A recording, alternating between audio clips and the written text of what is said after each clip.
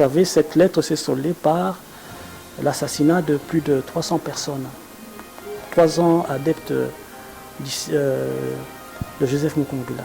Donc c'est une personne, cette situation d'occupation, hein, elle fait partie de notre histoire. Hein. Nous devons nous rappeler de cela. Donc nous sommes les descendants des Égyptiens. Rwandaise est une évidence, mais elle n'est pas une fatalité. L'occupation, l'indépendance, je pense qu'on peut l'obtenir. Hein. Et de toute façon, on l'obtiendra. Histoire dans les écoles. Hein. Il faut bana nabiso baeba histoire nabiso. Il faut enseigner l'histoire. Bonjour, vous tous qui nous suivez de partout dans le monde, je Koroyasika 1, je vous salue. Aujourd'hui, j'ai le plaisir, en séjour en mémoire de l'indépendance du Congo, 56e anniversaire de l'indépendance du Congo, de recevoir Monsieur Bamba. Bonjour. Bonjour Philippe, Monsieur Philippe.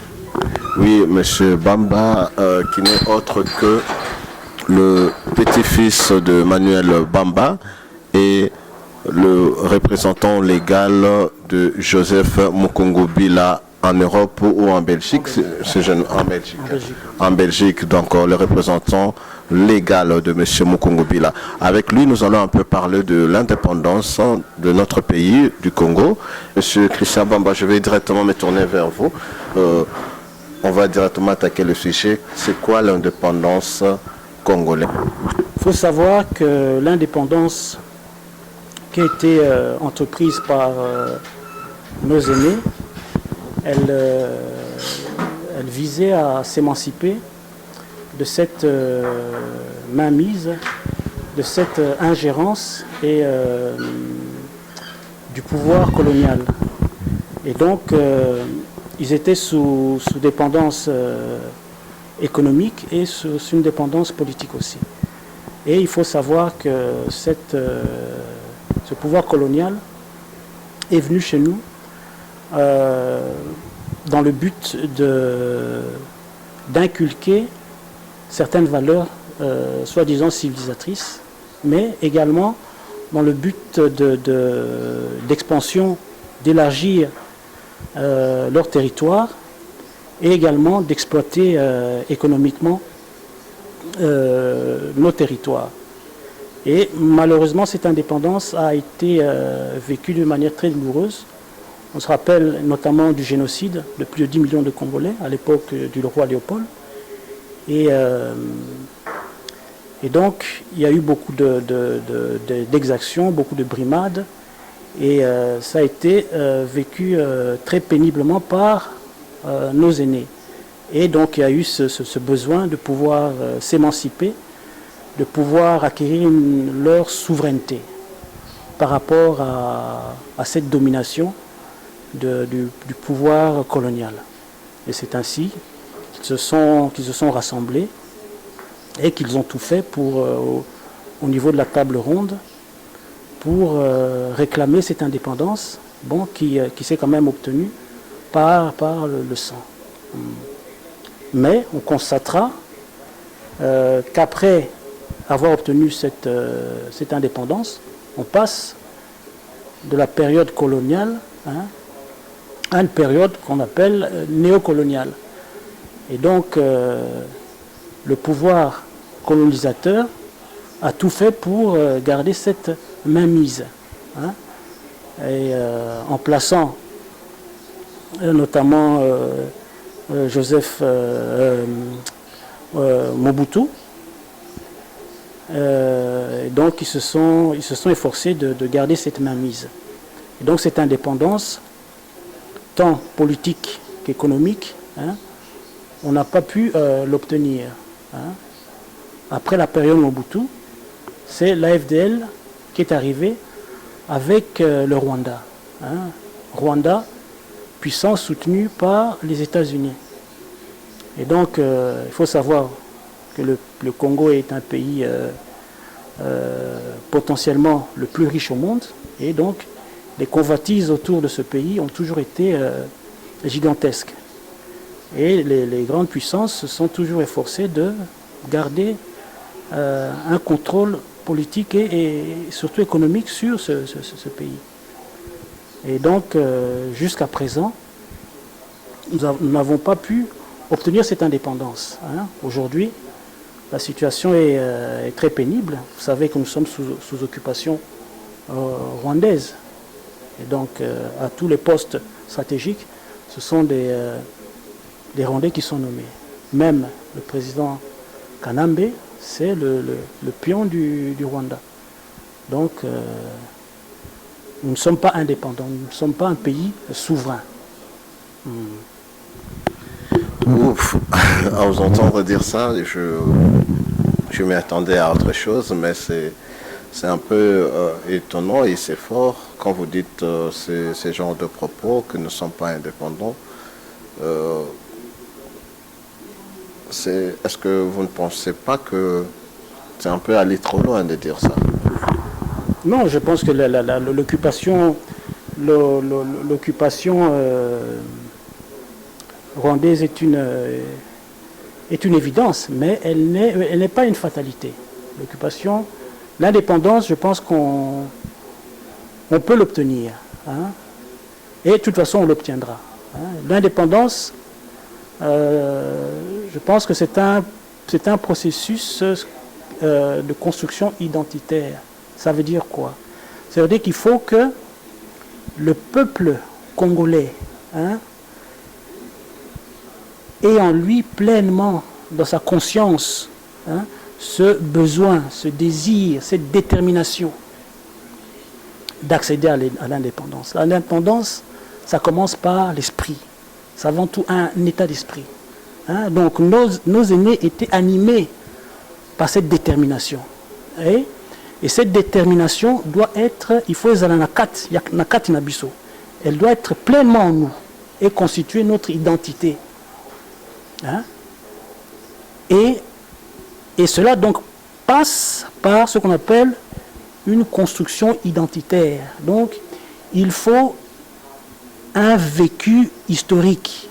C'est-à-dire qu'il faut que l'on puisse être imprégné de notre histoire, de ce que l'on est, de ce qu'on a vécu, à travers l'enseignement de notre histoire dans les écoles. Il faut histoire. Il faut enseigner l'histoire. C'est quoi notre histoire? Excusez-moi de vous interrompre. C'est quoi en fait notre histoire, l'histoire du Congo? Comment vous l'interprétez en tant que petit-fils déjà de M. Emmanuel Bamba, qui fut le compagnon de Papa Simon Kimbangu et représentant légal de M. Mukungubila Joseph? En fait, il faut d'abord commencer par, bien sûr, nous avons un passé, mais nous avons aussi un présent. Et ce présent, ce que nous vivons aujourd'hui, nous devons nous le rappeler. Cette situation d'occupation, elle fait partie de notre histoire. Nous devons nous rappeler cela. Et nous devons aussi nous rappeler de ce que nos ancêtres ont été. Vous savez que nous sommes les descendants des Égyptiens. Or, expliquez-vous. Vous savez qu'en 2009, on a retrouvé des vases canopes chez nous dans le Kasaï. Donc, nous sommes les descendants des Égyptiens. Or, vous savez que l'Égypte a enseigné les Grecs. Et les Grecs, ils ont influencé l'Europe. L'Europe, à son tour, influençant l'Amérique. Donc, nous avons un passé grandiose, un passé majestueux. Et donc, au départ, nous sommes des dirigeants, nous sommes des chefs. Et donc, si vous avez dans votre conscience cet état d'esprit, donc vous êtes différent, vous allez agir différemment. Et donc, c'est très important, c'est capital d'intégrer ce vécu, cette histoire dans notre conscience. Et pour cela, il faut qu'on puisse l'enseigner. Il faut qu'on puisse recouvrir notre identité. Et toutes nos valeurs positives. Parce que avant que les Blancs ne viennent, c'était très difficile de voler. Hein. Les gens ne pouvaient pas oser voler. Hein. Pourquoi? Parce que dans les villages, dès que tu voles, bien, il y a une sentence. Il y a une sentence spirituelle qui va s'abattre sur toi. Donc toutes ces valeurs-là, il faut qu'on puisse, on puisse nous se rappeler de tout cela. Il faut qu'on puisse enseigner tout cela. Il faut que nous sachions qui nous sommes.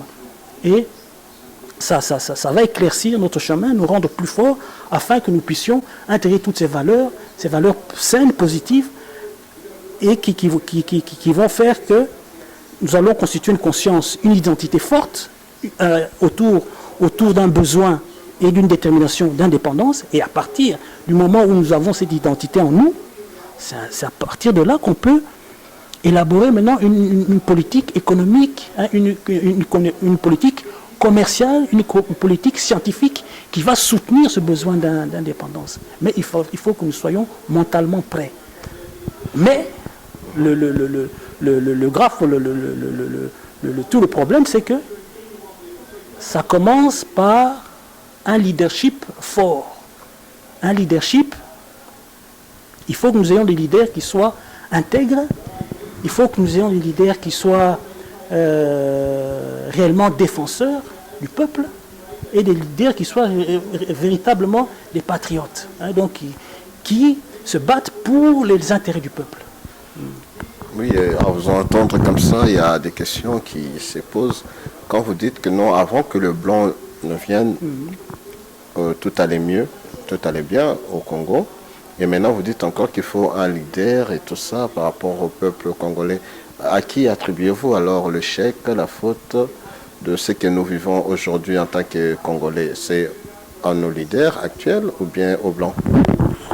Non, de toute façon,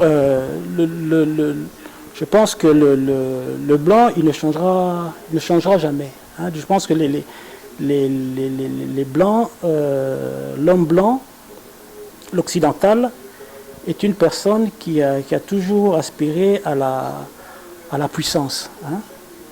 À la puissance, quels que soient les moyens.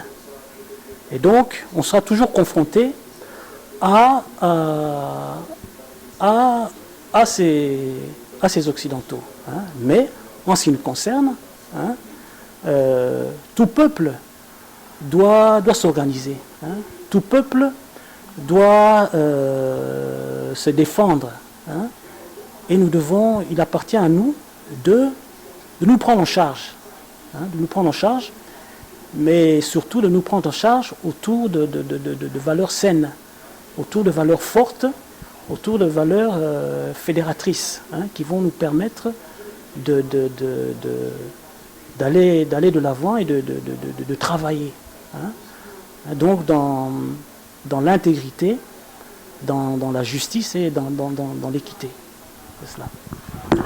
Voilà, donc comme je vous disais, donc là vous êtes en train de nous suivre avec Monsieur Christian Bamba, le petit-fils de Manuel Bamba, qui fut des compagnons de Papa Simon Kimbangu et le représentant légal de l'église de notre bien-aimé Joseph Mukungu Bila.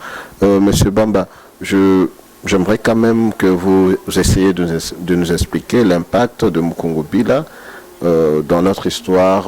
C'est qui Mukungu Bila? Bon, on entend parler de Mukungu Bila, on parle des adeptes de Mukungu Bila, on parle d'un secte par rapport à Mukungu Bila, et en fin de compte, on ne sait pas exactement c'est quoi, c'est qui, qu'est-ce qui se passe, qu'est-ce qu'il y a en dessous des cartes, j'allais dire. Est-ce que vous pouvez éclaircir aux téléspectateurs la personne de Mukungu Bila? Donc, Joseph Mukungu Bila est prophète de l'Éternel. Donc, il a toujours été défenseur du peuple congolais. Hein. Depuis même la période de Mobutu. Hein. Il a eu d'ailleurs pas mal de problèmes avec Mobutu, qui a même tenté, qui a envoyé, Mobutu enverra ses gens pour enlever Mukungu Bila, mais ça n'a pas été. Donc c'est quelqu'un qui a toujours pris la défense du peuple congolais. Lors de l'arrivée de la FDL, il écrira une lettre ouverte à la classe politique, à toute la classe politique, dans laquelle il va leur demander de se mettre ensemble de s'unir, car il voyait en l'AFDL et les Rwandais, non pas des libérateurs, mais des envahisseurs. Et je pense que l'histoire lui a donné raison. Donc, il a toujours pris la défense du peuple congolais. Et donc, cette lettre ouverte lui vaudra la prison et la torture. Et en 2013, au mois de décembre, il écrira également 2 lettres ouvertes au président Kanambe, alias Kabila, dans laquelle il va mettre en lumière sa traîtrise. Et vous savez, cette lettre s'est soldée par l'assassinat de plus de 300 personnes. 300 adeptes de Joseph Mukumbila. Donc c'est une personne, et même jusqu'à aujourd'hui, il continue à prendre la défense du peuple, à se prononcer par rapport à la situation politique, non au dialogue, non au changement constitutionnel. Et donc, il est prophète. Et donc, un prophète, c'est une sentinelle. Un prophète, c'est un défenseur du peuple. Il est là pour mettre en garde le peuple, également pour le guider par rapport à la volonté du peuple. Et c'est ce qu'il s'est toujours efforcé de faire, en écrivant ses lettres ouvertes, en encadrant ses fidèles. Et s'il est prophète, c'est conformément aux Écritures. C'est conformément à la prophétie d'Ésaïe 18. Prophétie qui est reconnue, qui a même été reconnue par Mikhail Gorbatchev comme étant la prophétie du Congo. Donc s'il vient, s'il se prononce, s'il parle, c'est par rapport aux Écritures. C'est cela. Quand vous dites que s'il parle, c'est par rapport aux Écritures et que la prophétie a été reconnue par Mikhail Gorbatchev, qui n'est, je ne sais pas, chrétien, ou selon vous, ou pas apparemment, c'est un chrétien orthodoxe. Les Russes sont des chrétiens orthodoxes. Donc, et dans l'entretemps, il y a plusieurs Congolais aujourd'hui qui sont dans ces mouvements qu'on appelle bokokistes, qui ne croient plus au Dieu de blanc et tout ça, et par rapport à toutes les prophéties de la Bible qui fait allusion aux blancs. Et Mukungubila est à l'intérieur. Dans l'entretemps, vous défendez des valeurs nationales et tout ça. On ne sait plus se retrouver quand vous employez la Bible en même titre que toutes les églises de réveil, protestants, catholiques. Il faut savoir que la Bible, c'est la parole de Dieu. Donc Dieu a inspiré les prophètes, Dieu a inspiré les personnes afin qu'elles écrivent cette parole, ces écritures. Et il faut savoir également que une grande partie, pour ne pas dire la majorité, des événements bibliques se déroulent en Afrique. Et je citais la prophétie d'Ésaïe 18. La prophétie d'Ésaïe 18 nous concerne. Donc, il n'y a pas lieu de rejeter cette écriture, parce que les catholiques nous l'ont apportée au Congo, parce que cette écriture, elle parle de nous. Et la majeure partie des événements se sont déroulés chez nous. Et même Abraham a été circoncis en Afrique. Et la circoncision, c'est une coutume de chez nous. Donc les Juifs sont venus apprendre ces coutumes chez nous. On parle de Salomon comme quelqu'un qui a été enseigné dans toute la sagesse des Égyptiens. Donc Salomon a été enseigné dans notre sagesse. Et c'est avec cette sagesse qu'il va diriger son peuple. Et donc il n'y a pas lieu de rejeter ce livre. Voilà, chers téléspectateurs, là vous êtes en train de suivre M. Christian Bamba, comme je l'ai dit, donc le représentant légal de Mukungubila en Belgique. Monsieur Bamba, qu'est-ce que le Congo peut attendre de Mukungubila? Donc je pense que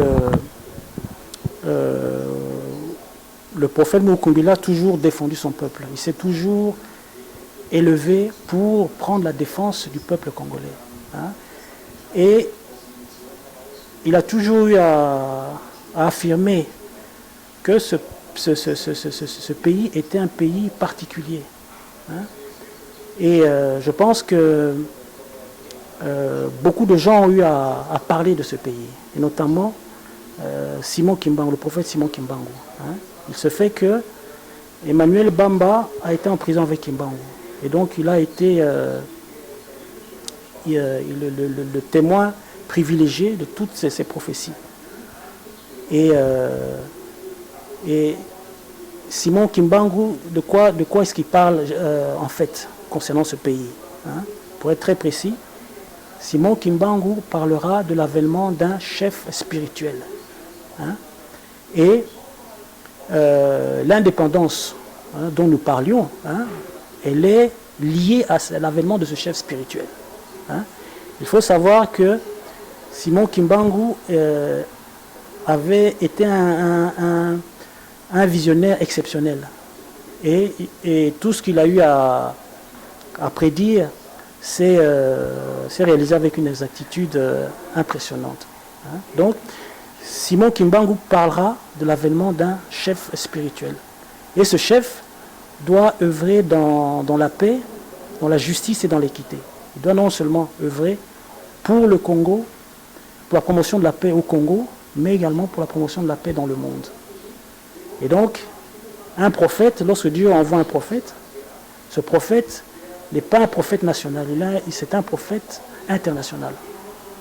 Et donc, le Congo a une responsabilité historique, hein, par rapport à saisir et à honorer, hein. Et donc, tout cela a été prédit par Kimbangu. Et donc, c'est pour cela que je reste très confiant quant à nos chances d'accéder à l'indépendance, hein. Nous allons jouir de cette indépendance, c'est incontournable, hein. Ça ne dépend pas de notre force, ça ne dépend pas de notre intelligence, et ça ne dépend pas de nos capacités. Parce qu'à regarder la situation politique de notre pays, à regarder les leaders politiques, je pense que la confusion dans laquelle la majorité de ces gens nous mènent, hein, donc je pense que le peuple est désespéré, hein, mais il y a beaucoup d'espoir. Il faut espérer, parce que Dieu va agir, hein, et Dieu est incontournable, parce que ça fait partie de son plan, et il n'y aura pas moyen d'arrêter cela, hein. Donc nous allons acquérir cette indépendance. Mais la clé de cette indépendance, c'est justement l'avènement de cet homme de Dieu, hein. Et donc on ne peut pas être agréable à Dieu, hein, sans justement accepter celui qui vous envoie, hein.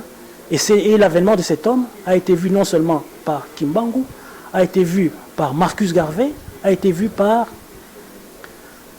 Kim Pavita. Donc ce sont des choses qu'il faut prendre avec beaucoup de sérieux, et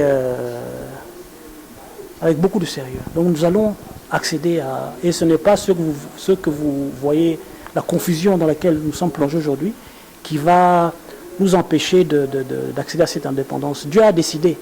Dieu a décidé. Et donc nous sommes victorieux, nous sommes déjà victorieux. Donc il faut rester confiant. Nous sommes victorieux. Mais à un moment, il était candidat présidentiel, M. Joseph Mokongo. Oui, donc il a fallu qu'il puisse... Un prophète candidat présidentiel, donc comment vous expliquez ça? Donc... Il ne savait pas qu'il n'allait pas passer, il a... Non, le fait qu'il n'ait pas passé, ce n'est pas... nous ne considérons pas ça comme un échec, hein. Dieu agit... Dieu c'est le temps, il agit quand il veut. Et même la mort de Jésus sur la croix n'a pas été un échec, hein. Donc il s'est présenté, il a fallu qu'il puisse se présenter, hein. Donc, mais d'un autre côté, je vais rebondir sur une problématique, c'est laquelle? Est-ce qu'un homme de Dieu peut faire la politique, hein? Est-ce qu'il faut qu'il y ait une séparation de du spirituel et de la politique. Hein. Bon, il faut savoir que Dieu est politique. Hein. La politique, c'est pas l'invention des hommes. Hein. Pourquoi je dis cela? Je dis cela parce que Dieu, au jardin d'Éden, il dira à Adam de pouvoir dominer toute chose, hein, et de pouvoir garder le jardin. Hein. Donc déjà, garder le jardin, c'est gérer le jardin. C'est gérer, donc c'est cette prérogative-là, cette capacité de dominer et de gérer, hein, elle avait déjà été donnée à Adam. Hein. Et même Jésus, lorsqu'il devait venir, hein, on l'attendait en tant que roi. Et roi, c'est directement une dimension politique. Oui, bon, Dieu est politique, comme vous le dites. Et vous êtes en train de citer Simon Kimbangu, papa Simon Kimbangu, au même titre que Mukungubila. En fait, comment vous le mettez sur quel rang les deux? L'un est le chef de l'autre, selon votre conception des choses, bien sûr, pas... Il n'y a jamais un prophète qui a été le chef d'un autre prophète. Hein, donc pour vous, parce que là, je suis sûr et certain que les Kimbanguistes vont réagir, les Banabilaka vont réagir, parce que c'est comme si vous mettez papa Simon Kimbangu au même titre que Joseph Mukungubila. Chaque personne a eu à œuvrer à son époque, mais il faut savoir, hein, que Kimbangu... On appelle Vouluz. Hein? On appelle Vouluz, c'est ce qui veut dire Dieu. Qui c'est? Papa Simon Kimbangu. Ah, je ne sais pas comment les Kimbanguistes l'appellent, mais il faut savoir que lui-même, Kimbangu, hein, Simon Kimbangu, parlera de l'avènement d'un chef spirituel. Donc Kimbangu a annoncé. Et donc s'il a annoncé, c'est pour qu'on puisse, le peuple puisse suivre cet homme-là, parce qu'il vient dans la volonté de Dieu. Et quand je parle de Kimbangu, il n'y a pas seulement Kimbangu qui a annoncé cela. Il y a beaucoup d'autres personnes qui ont... J'ai cité Kim Pavita. Non, mais ça vous l'avez déjà dit. Je suis en train de vous demander si vous le mettez en quel rang, le deux. Donc ils sont au même rang.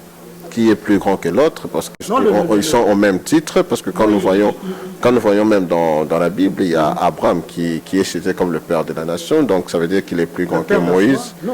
Et qui est plus grand que Moïse. Et on va plus loin, on dit parmi tous ceux qui sont nés des femmes, il n'y a pas eu plus grand que Jean-Baptiste, mais celui qui est né de Christ est plus grand que Jean-Baptiste. On voit quand même qu'il y en a. Non, il n'y a pas. Et vers la fin, on nous dit que Dieu enverra deux grands prophètes. L'un sera comme Élie et l'autre comme Moïse. Donc on les cite par rapport à leur grandeur, dimension de puissance, de grandeur et tout ça. Donc ça prouve quand même qu'il y a des différences entre ceux-là. Et par rapport à Papa Kimbangu... Tout prophète qui vient, hein, vient avec une certaine puissance. Hein, mais il n'y a pas lieu de les classifier. Ça, c'est un faux problème, cela. Hein. Donc, si Dieu doit susciter un prophète, c'est pour que le prophète puisse guider le peuple. Si Dieu doit susciter un prophète, hein, c'est pour que le peuple puisse s'inscrire dans la volonté de Dieu, hein, en écoutant ce prophète qui parle de la part de Dieu. C'est ça, c'est ce qui prime. Hein, donc chercher à savoir qui est plus, là n'est pas, c'est pas ça qui est important.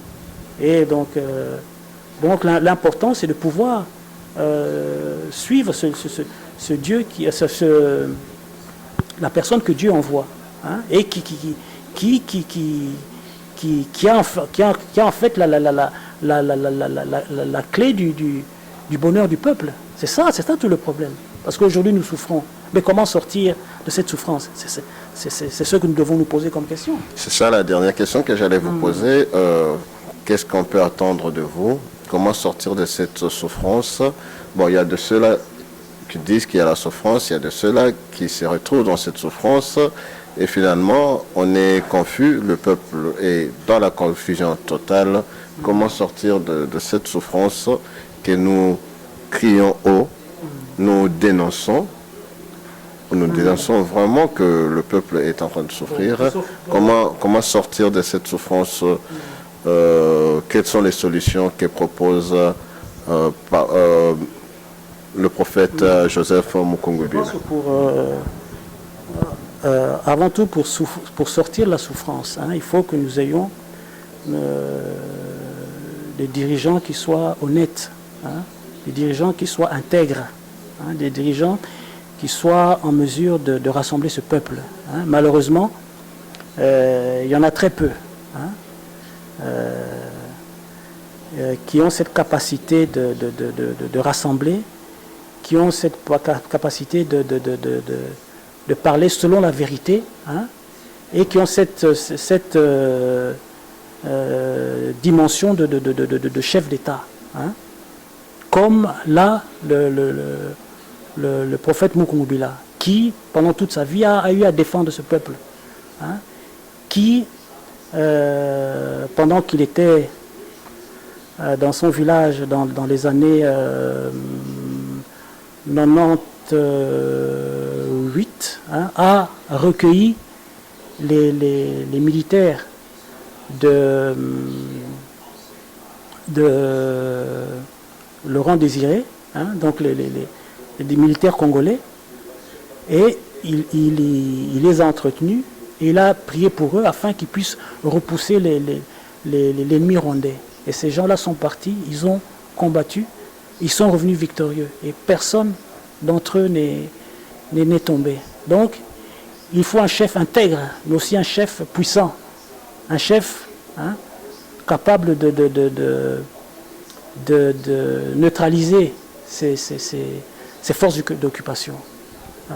Car la situation, vous connaissez la situation du pays, donc nous sommes sous occupation. Donc il faut un homme intègre, mais un homme fort, un homme rassembleur, un homme qui soit capable de galvaniser l'armée, rassembler le peuple et surtout inculquer des valeurs positives au peuple.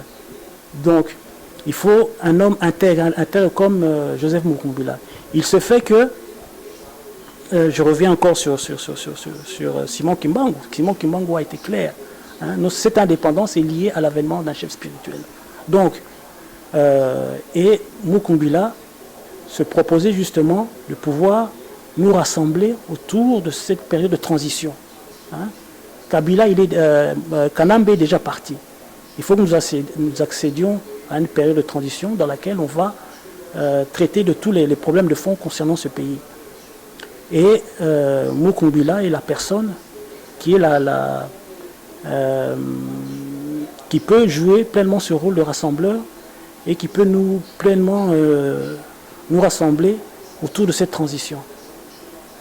Et donc, rejeter le choix de Dieu, ça risque d'être difficile. Donc la clé du bonheur de ce pays, c'est justement l'avènement d'un leader spirituel et surtout, il faut bon leader wana. Sinon, tu es la passi. Donc c'est ça la clé. Aujourd'hui, tout ça n'a pas si. Tu habites tout ça là, mais solution est très simple. Il faut ton dima, nous nzambe à Tindibiso. Conformément à la prophétie à Kimbangu, il y a Kim Pavita, puis il y a Marcus Garvey. Voilà un coup d'œil vite fait sur l'actualité. Donc je pense que pendant toute la période de Kanambe, je pense qu'il y a eu non seulement l'évasion fiscale, il y a eu des détournements de sommes importantes. Je pense que tout cet argent doit revenir au peuple congolais. Et lorsque nous serons pleinement souverains, lorsque nous serons débarrassés de l'occupation, il faudra qu'on puisse engagé toutes les dispositions légales pour rapatrier tout l'argent qui a été détourné. On parle également des Panama Papers. Donc, il faut qu'on puisse employer à rapatrier tout cet argent qui va pouvoir être injecté dans notre économie et pouvoir nous donner un second souffle. Donc, tout ce qui a été détourné sera de toute façon rapatrié. Voilà, donc, chers téléspectateurs, quand vous nous suivez, M. Christian Bamba, qui est le représentant légal de M. Joseph Mukungubila, le prophète, et le petit-fils de Manuel Bamba, le compagnon de Simon Kimbangu. Un mot de la fin. Moi, je vous remercie, M. Philippe, de m'avoir accordé la parole. Et je voudrais rassurer le peuple congolais que nous allons accéder à l'indépendance. Non seulement le rassurer, mais le mettre en garde aussi. Parce que cette indépendance, elle est liée à un homme de Dieu. Donc cette indépendance ne s'obtiendra jamais sans que cet homme de Dieu ait propulsé aux plus hautes fonctions de notre pays. Donc il faut tondima mutinda mianzambe. Fobo Ndima Mukungubila. Comme ça a été annoncé par Kimbangu, par Kimpavita et par Marcus Garvey. C'est ça la clé. Ce qui bolingi kobonga, il faut bondima mutinda mianzambe. C'est ça tout le problème. C'est ça la clé du problème. Donc il faut que vous puissiez comprendre cela. Si vous n'acceptez pas ça, c'est que vous avez refusé volonté en Zambie. Et là, c'est les tracas. C'est les problèmes. Voilà, donc merci chers téléspectateurs, chers internautes, tous qui nous avez suivis de partout dans le monde chez Congo Yasika 1, TV1.com, peu importe par quel canal vous nous recevez maintenant. Voilà, je vous dis ainsi merci. Merci à Johnny Yayimpie, Trofalom. Merci à Cécile Kimiaston. Merci à Cynthia Maeta, Viviane Maeta. Merci à toi, DLC Mbombo Djea. Merci, Lorraine Yamutuya. Merci à vous.